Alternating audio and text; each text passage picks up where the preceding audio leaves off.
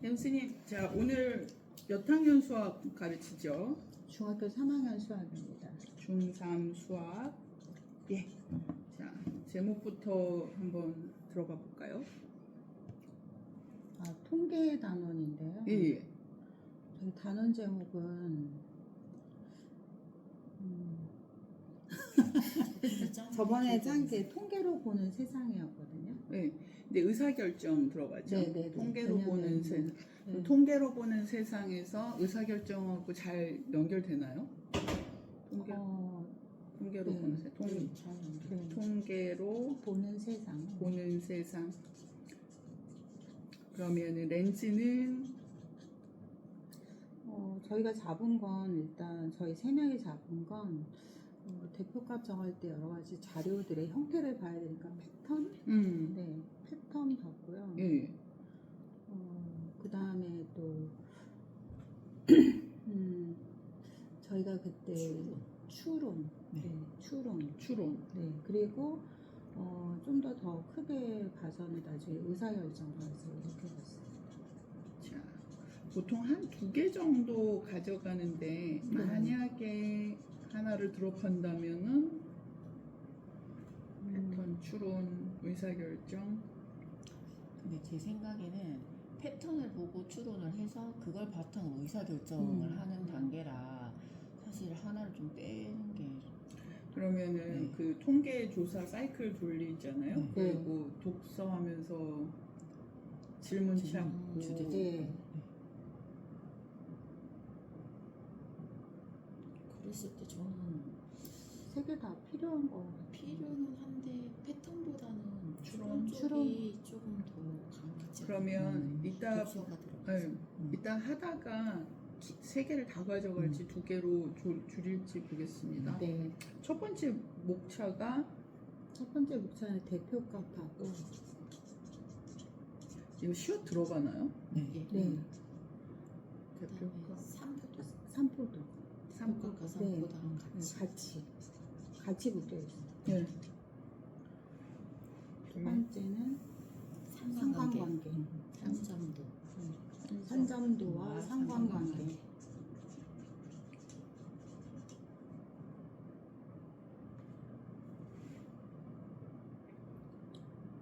그다음에 세 번째가 저희가 독서. 텍스트 속에서 질문 찾기.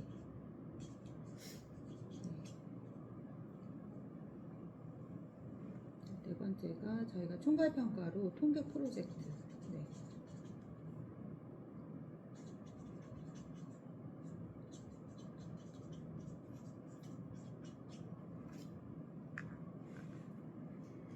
그러면은 여기서는 이제 뭐 평균, 중간값, 최빈값 그리고 삼포도.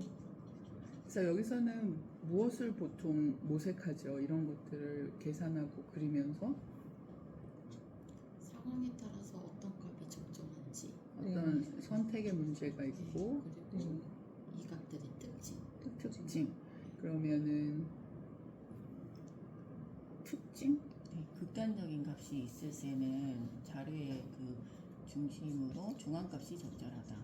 그럼 약간 장단점을 생각하면서 선택하고 그 다음에 이것들을 보여주는 어떤 중앙 경향, 이걸 중요한 경향성 중심 경향성이라고 교과서에 나와 있어요. 아 그렇구나. 이제 네. 그 말로 써야겠다. 네. 그리고 여기서 또 분성과 분성과 표준 편차를 통해서 저희가 여기서 자료의 분포, 커진 정도.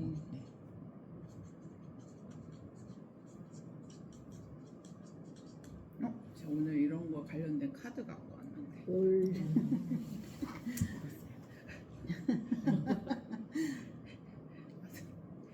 산정도.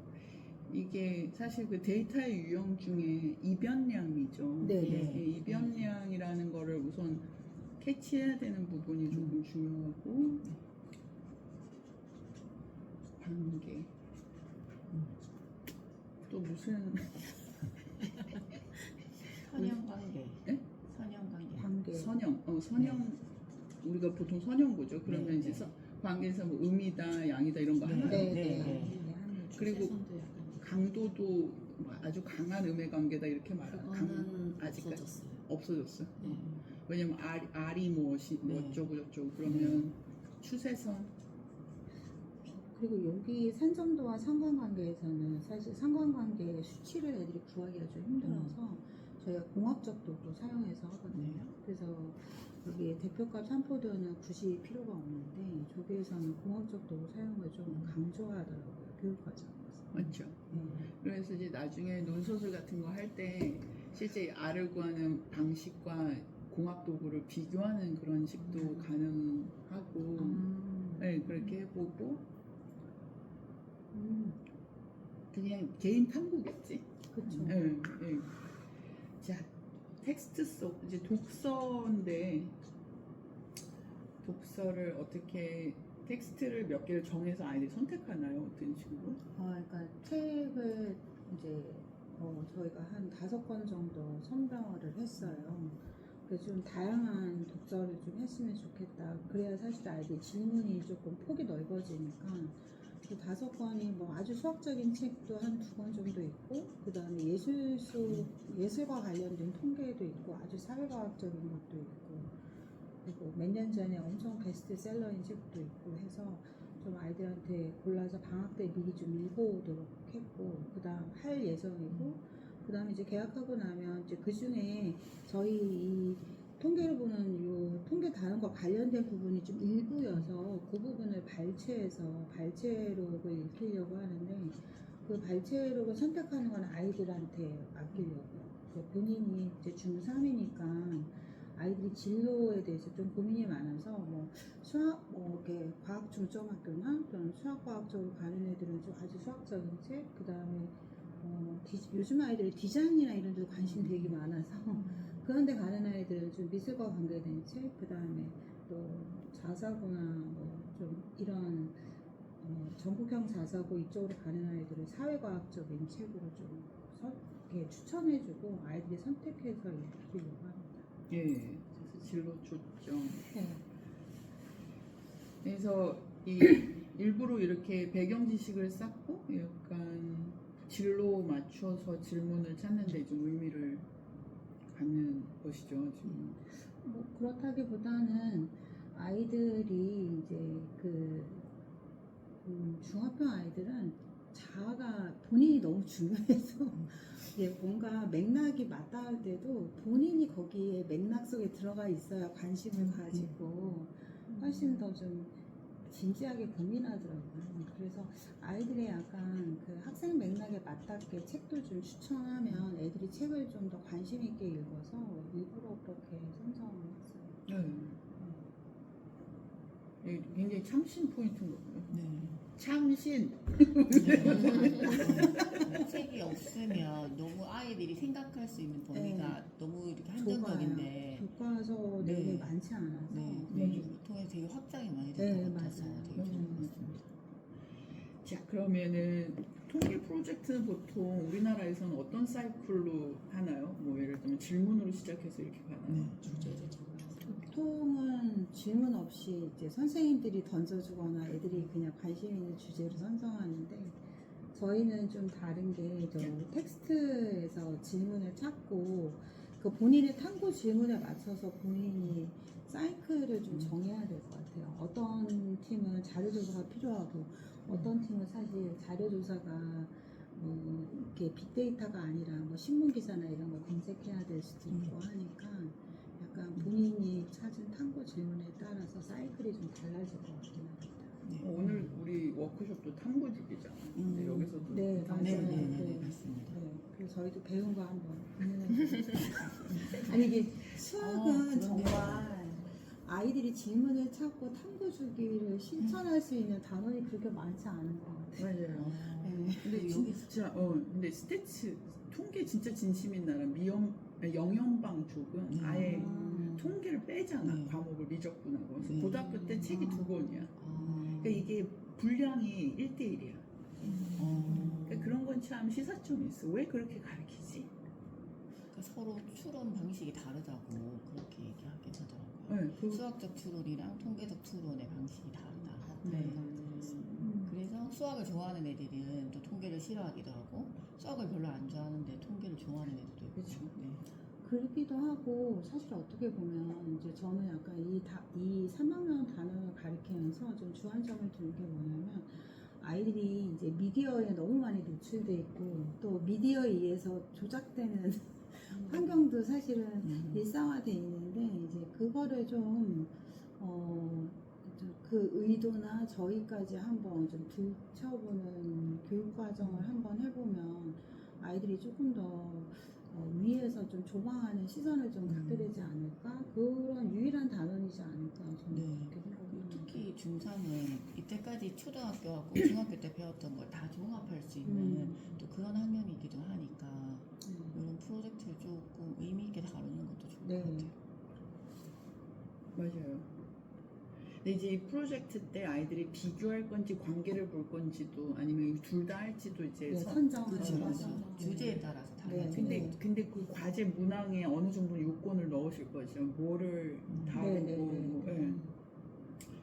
자, 그러면은 주기가 있고 프로젝트에서 결국에는 아이들이 결론을 내려야 되잖아요. 네. 자료 수집. 자료 수집을 설문을 하든 자료 네. 수집을 하든 네. 하고 그것을 이제 그래프로 1학년 때 배운 그래프로 산점도진 이유를 분석하는 거예요. 그래서 이때는 이제 공학 도구를 조금 해서 애들이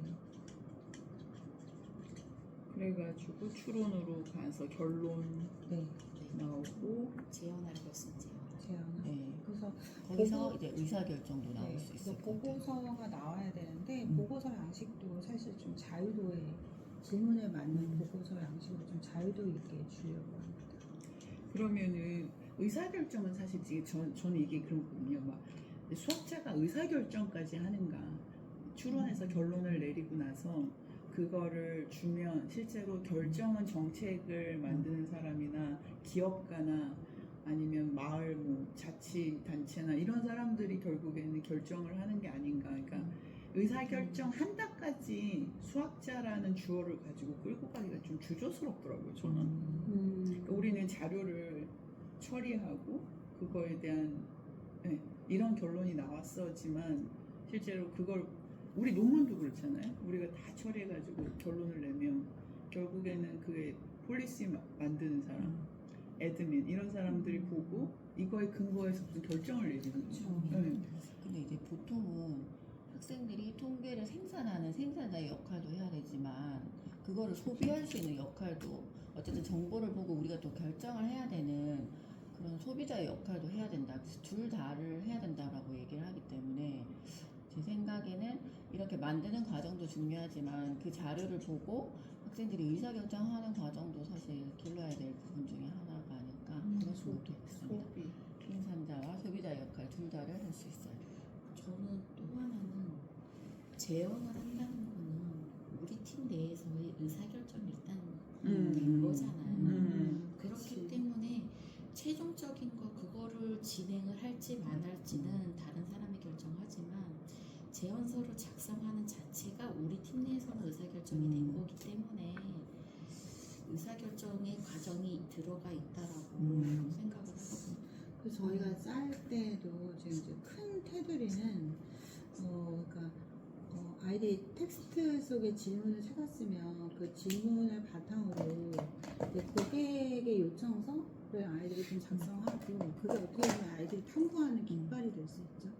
그리고 거기에 맞춰서 아이들이 이제 이런 탐구 주기에도 본인들이 처음에 보통 고객들이 뭔가 요청하면 처음에 브리핑을 하잖아요. 약간 브리핑서 같은 제안서가 나가고 그리고 애들이 탐구한 결과를 가지고 아이들이 고객의 제안서를 보내게끔 했거든요. 그래서 네, 맞아요. 이건 진짜 이거는 뭐 이렇게 고교 학점제 같은 게 있다면 이거 프로젝트 하나는 진짜 학점을 줄 만한 모듈인 거예요. 맞아요. 이거 하나를 완성하면 너는 이 스킬 채웠어. 너 나중에 나가서 대학 아니더라도 여기 가서 뭐 할 수 있어라는 학점이 주어지는 그런 수준의 프로젝트인 것 같습니다. 자, 자, 그럼 대표값과 산포도에서는 중앙 경향하고 분포가 가장 조금 네, 핵심. 핵심이죠. 네. 근데 이거를 같이 압축할 수도 있고 두 개로 쓸 수도 있는데 압축을 하는 게 낫지 않을까요? 어차피 분산과 표준 편차가 같이 대표값을 중심으로 하고 있기 때문에 같이 가야 돼요. 오케이. 그러면 이것을 가지고 우리는 뭘 하죠? 이런 대표값과 그래서 이런 중앙 경향성과 분포를 가지고 우리는 뭘 설명하죠? 그 자료의 특징? 특징 네. 그리고 패턴. 그리고 사실은 그게 두 집단이면 어떻게 되나요? 비교도. 함으로써 합리적인 선택을 할 수 있겠죠. 그러니까 어떻게 보면 이거는 단변량의 비교의 어떤 변량의 비교적인 맥락에서 가도 될 것 같아요. 왜냐면 얘네들을 그냥 이게 뭔지 특성을 말하는 게 이제 한 수준이라면 이제 우리는 그걸 가지고 그러니까 두 집단을 비교하는 거죠. 두 집단을 비교할 때는 중앙 경향성을 나타내는 대표값과 분포를 나타내는 아니면 그냥 중앙 경향성과 분포를 나타내는 통계값을 활용한다.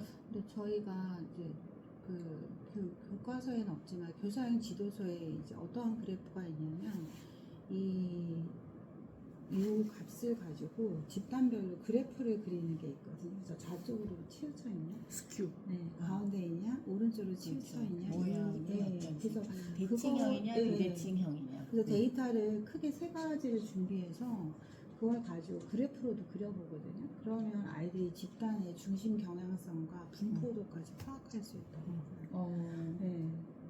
그러면은 두 집단을 비교하기 위해서 중앙 경향성과 분포를 나타내는 통계값을 산출하고 그걸 그래프로 그 통계값과 그래프로 형태. 그래프의 근데 저는 이게 그래프를 그려보는 게 하나의 수단이잖아요. 표준 편차를 좀 더 알아보기 위한 선택이기 때문에 그래프란 용어가 굳이 안 안 들어가도 들어가도 될것 같아요. 될 아니, 것 제 같아서 말은 그래프라는 단어보다는 그냥 이제 이것만 가지고도 집단을 비교할 수 비교할 수 있다. 있다. 이거는 중심 경향성과 분포.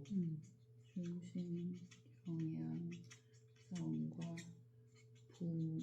분포를 나타내는 통계값을 활용한다.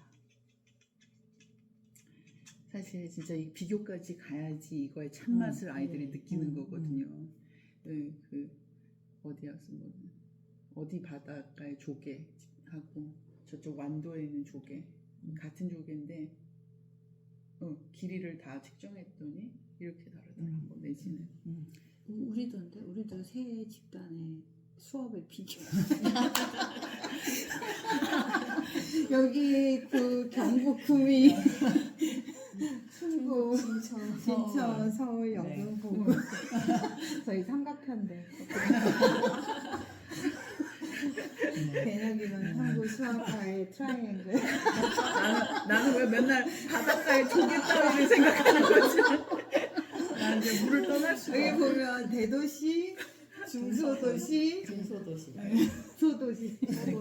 소도시. 와, 근데 결국에 그거 질적 비교할 거 아니에요? 아이들 막 어쨌든 요거 하나 나온 것 같습니다. 하나 더 말하고 싶은데 우선 요거 말하고 자, 요거는 저는 이거는 일단 눈으로 보여준다는 게 조금 강점인 것 같아요. 이건 상관관계. 수치적인 거지만 얘는 상관관계나 를 보여줌으로써 아이들이 눈으로 어떤 경향성을 가지고 있는지를 파악할 수 있는 그래프를 표현? 그래프? 그게 진짜 중요한 것 같아요. 그래서 산점도는 이변량 사이의 관계를 관계를 보여준다. 뭐 이변양 사이의 관계를 어떻게 보여준다? 시각적으로. 응.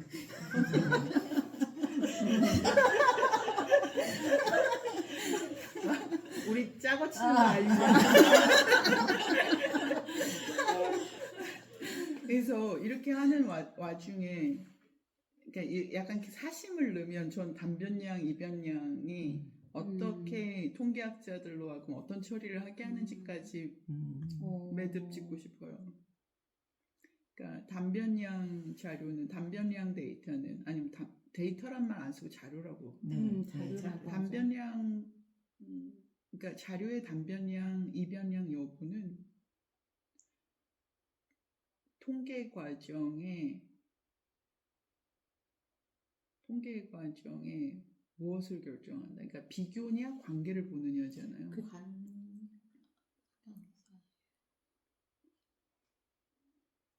아니면 그 자료의 속성에 따라 자료의 속성보다는 나는 질문에 따라 내가 하려는 탐구 질문이 비교하는 질문이면 맞아요. 이쪽으로 가야 되고 관계를 보는 그러면 질문이면 저리로 이쪽으로 가야 가야 돼. 되고. 그러면 이쪽으로 그건 네. 이따가 쓸 거야. 네. 아, 너무 명료해.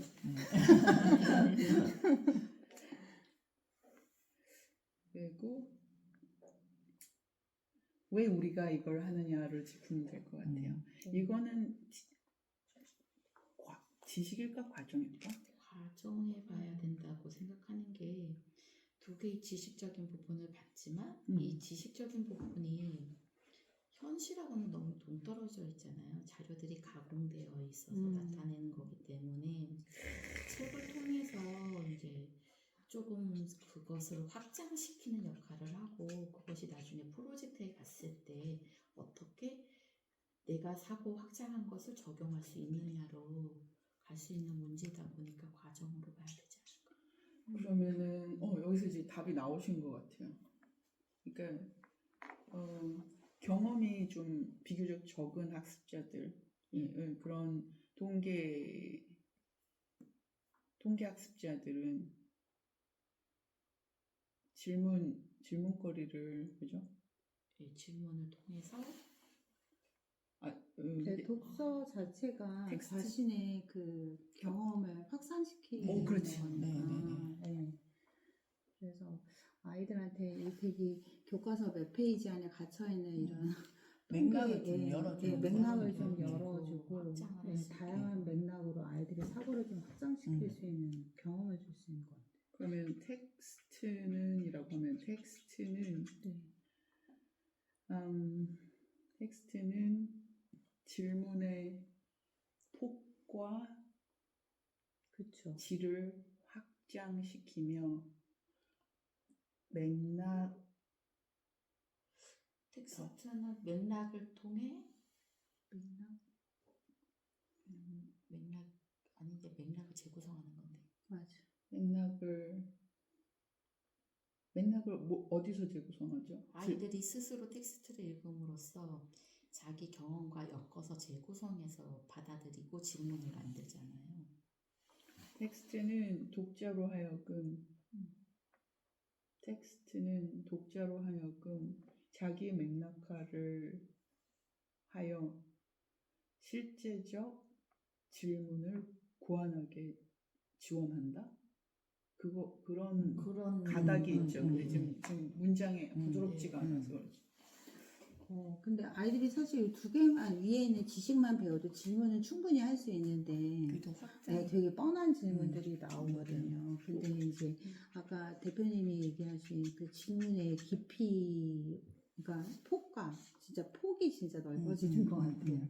본인 일단 그래서 그걸 원하기 때문에 한 권의 책이 아니라 다양한 책을 아이들한테 제공하려고 했고, 또 아이들이 본인의 삶으로 좀 맥락화 시키길 원해서 본인의 진로와 관련된 책도 좀 선정했으니까 그런 부분들이 저희가 원하는 수업이어서 그래서 독자는 텍스트를 통해 자기 맥락화로 통계적 지식을 오경환 쌤 말씀하실 땐 조금 이렇게 돌려주시면 더 좋을 것 같아요. 이제 또 이따가 선생님들 발언하실 때 또 약간 좀 돌리고 이런 식으로 독자는 텍스트를 통한 자기 맥락화로 질문의 질과 폭을 확장한다. 네, 좋아요.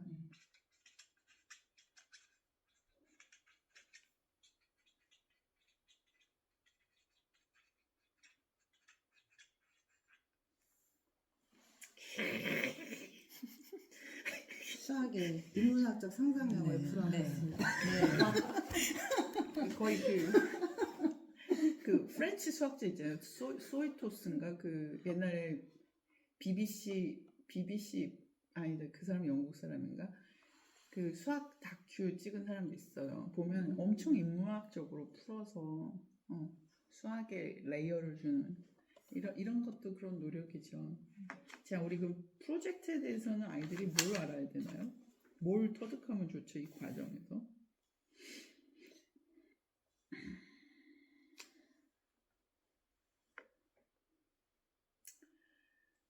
이 사이클 전체에 대한 이해. 네, 그리고 이 사이클이 한 번 끝나나요?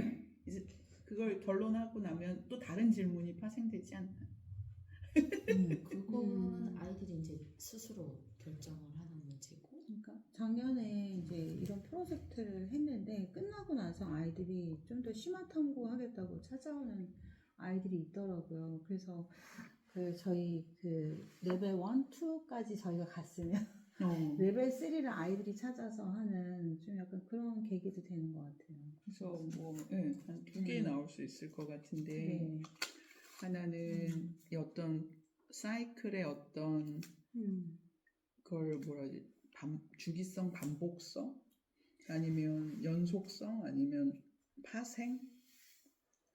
이게 사실 어떻게 보면 이제 저희가 중학교 1, 2, 3학년의 맨 마지막 마무리 프로젝트인데 저희 졸업한 아이들 얘기를 들어보면 이 프로젝트를 좀 진하게 돌려봄으로써 고등학교에 가서 하는 여러 가지 과제 탐구나 여러 가지 활동에 좀 기본적인 틀을 좀 배웠다라고 생각을 하더라고요. 그래서 저는 이거를 애들한테 꼭 저장해서 보관해서 가라 얘기하거든요. 모든 과정들을. 그러면 아까 이윤경 쌤이 말씀하신 통계를 생산하고 소비한다라는 것에 약간 방점을 두어서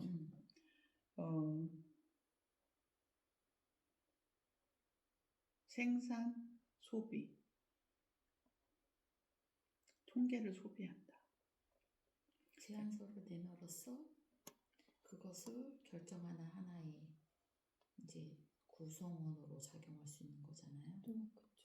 그러니까 약간 의사결정에 약간 힘을 그렇죠. 부여할 수 있는 네. 그런 기반을 그러니까 통계 과정을 완수함으로써 그러니까 자기 팀에서 하는 소주제에서 통계적 얘기를 한다면 생산이 되는 거고 다른 팀에서 통계적 내용을 가지고 그거를 읽고 자기가 의사결정을 내고 그거에 대한 방법이나 이런 거 한다면 또 소비자가 되는 거잖아요. 그래서 그런 부분이 조금 돼야 될 것 같아요. 그러면 이 프로젝트 과정 속에서 통계 생산과 소비를 경험할 수 있는 거죠. 경험하면서 그러니까 자료를 진정을 어떻게 소비하고 생산하는지에 대해서 아이들이 경험한다는 거잖아요. 그렇죠. 네. 그러니까 만들어내는 과정과 그 통계를 가지고 내가 어떻게 판단할 것인가. 그러면 약간 이게 진짜 통계 찐 의미를 감상하고 음미하게 되는 경험이 되겠네요. 그렇죠. 아이들이 통계 안으로 들어가서 본인들이 한번 이제 요청서도 내보고 본인이 궁금한 탐구 질문에 맞춰서 또 거기에다 제안서도 써보고 나중에 이제 결과 보고서까지 써보면서 아이들이 다음에 저희가 원하는 건 이제 다음에 신문 기사나 다양한 방식에서 통계 수치로 요약돼서 나오는 데이터들이 되게 많잖아요. 근데 그 데이터들을 조금 더 합리적으로 판단할 수 있는 그런 그 데이터 문해력? 데이터 리터러시? 네, 그렇죠. 뭐 그러니까 통계적 문제 해결이나 추론. 네, 뭐 그런 통계 리터러시 이런 능력을 좀 갖길 바라고. 두 번째는 이제 본인이 나중에 통계 생산자가 될 가능성이 많잖아요. 사실 이 프로젝트가 탐구주기가 통계뿐만 아니라 다른 데서도 활용이 될 수 있으니까 이런 탐구주기를 적용함으로써 자기가 앞으로 이런 문제에 맞닥뜨렸을 때 그 문제의 해결 절차 약간 시스템적 네, 사고. 그런 것도 아이들이 좀 익혀서 졸업하기를 바라는 거죠. 네, 한번 제대로. 예, 그러면은 첫 번째는 이거 같아요. 통계 자료의 생산과 소비를 경험함으로써 네. 통계라는 영역의 그 가치를 음미한다 내지는 약간 그런 거 하나 해주면은 네. 그러니까 사실 우리 교육 과정에 가치 태도가 있잖아요. 맞아요. 그래서 그래서 통계라는 영역의 유용성과 그 가치를 음미한다라던가 그거 하나를 넣고 또 하나는 이 주기가 주는 유용성을 네, 맞아요. 네. 또 통계 자료의 생산과 소비의 경험은 통계라는 영역의 유용성과 가치를 음미하게 해준다. 나중에 좀 다듬어 주시면 좋겠습니다. 이 정도로 하나 짚어서 이 경험 자체가 네, 아이들한테 주는 의미. 예. 그다음에 하나는 이 자료를 딜링하면서 이 프로젝트를 통해서 탐구 마인드 아니면 추론과 의사결 아까 뭐라 그러죠? 문제 해결. 그래서 탐구 주기를 경험함으로써. 탐구 주기를 경험함으로써 자료를 그러니까 데이터를 바라보는 시각, 데이터를 사용해서 추론하고 문제 해결하고 의사 결정하는 그럼 그거를 약간 그런 부분. 데이터 문해력과 연결할까요? 어떻게 할까요?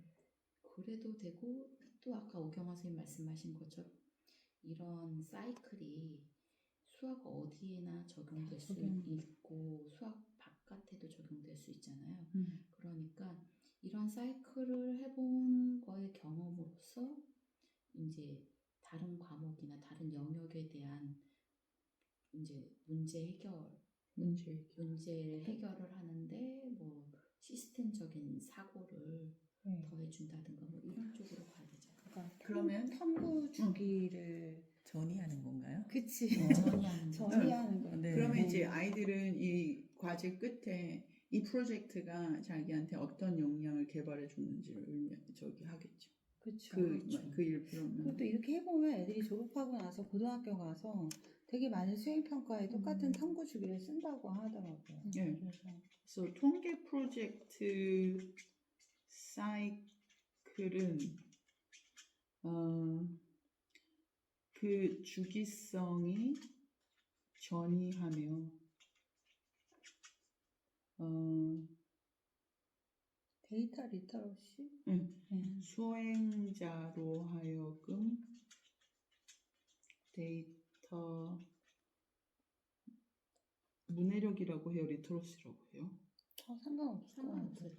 둘 다 다 써요. 문해력, 데이터가 쓰이는 모든 곳에 다 쓸 수 있을 것 같아요. 문제 해결 등의 역량을 개발해준다.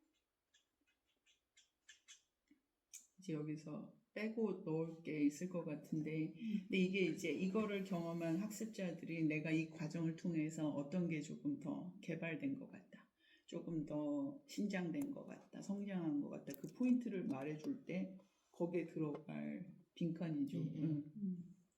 우리 끝나고 애들한테 설문조사해봐도 괜찮아요. 자, 그러면 이제 포괄로 가면 될 것 같아요. 그러면 이제 여기서 렌즈도 결정이 될 것 같은데, 그냥 패턴을 없애야겠네요. 네, 그래서 추론, 네. 의사결정. 네. 그러면 아이들은 이런 프로젝트 이런 걸 겪지만 전체적으로 봤을 때는 이런 자료의 특성이나 도구, 통계감 이런 아이들과 질문을 탐색하면서 이런 탐구 주기를 겪는다라고 했을 때 전반을 보고 통계를 보는 세상. 그 세상을 그냥 보는 게 아닌 거죠? 그렇죠. 네. 통계로 보는 거죠. 수치 데이터를 봄으로써 그것을 가지고 저희는 어떤 현상이 일어날 것인지 추론하고 그거에 대한 문제를 해결할 수 있는 네. 근데 이제 의사결정의 근거가 된다라고 그쵸. 점을 네, 찍어야 돼요. 의사결정을 꼭 통계학자가 하는 것은 아니지만 이 전반이 근거가 된다라고. 근거가 되는 그거를 네. 해서 네. 사람들이 독자로 하여금 의사결정할 수 있게끔 도와준다. 그러니까 수치와 그래프로 재구성된 통계 자료는 통계 자료는 추론과 의사결정의 근거가 아니죠. 자, 그 추론이 앞부분에 앞부분은 그러니까 데이터를 가지고 추론을 하고 그것을 데이터를 수치화하고 그래프로 나타낸 것을 근거로 추론하고 의사결정을 하는 거잖아요. 네, 맞아요. 그러면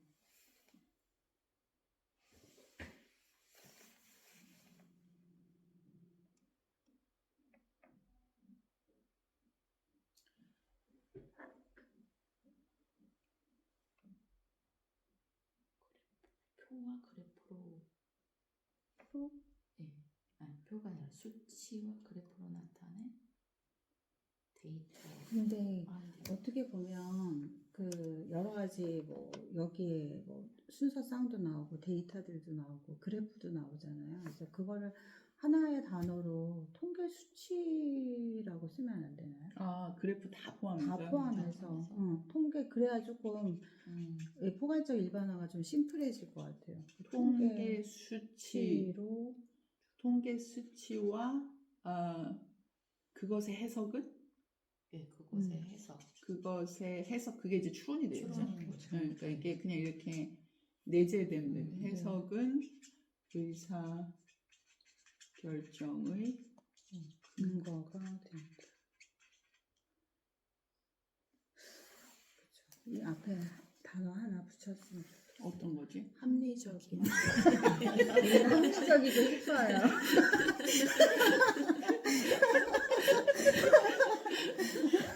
자, 오늘 여기서 땅땅땅.